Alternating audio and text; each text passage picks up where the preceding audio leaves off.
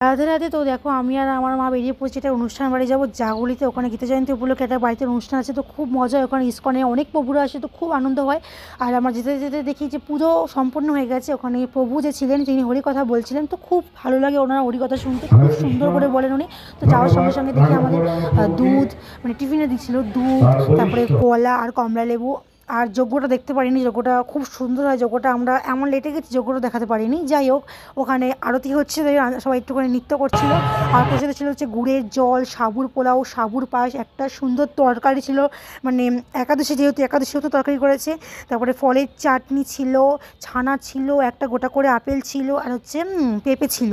মানে খুব সুন্দর আয়োজন হয়েছিল, খুব সুন্দর খেতে হয়েছিল, দারুণ লাগে সব সাবুর আইটেম। সত্যি সাবু খাবারগুলো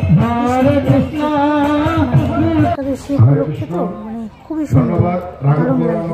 আর এখানে নৃত্যগুলো যে হয়, যে মায়ের ইস্কনের মন্দিরে আর যে নৃত্যগুলো দারুণ লাগে দেখতে। মাকে যারা নাচ নৃত্য করে খুব সুন্দর লাগে। যিনি হরিকথা বলেন তিনি খুব সুন্দর হরিকথা বলেন। যদি পারি তোমাদেরকে যে পুরো যে হরিকথা রয়েছে তোমাদের শোনাবো।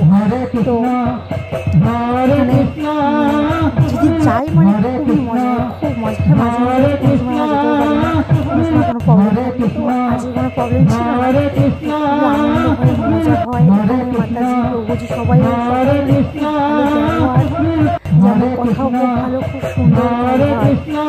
অনেকে মানে অনেক আনন্দ এখানে। যারা যারা খাওনি ভাত খাও, সুন্দর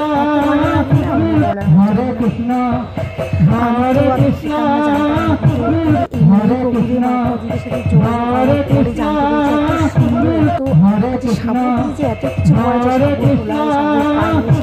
তারপরে বিভিন্ন ধরনের তরকারি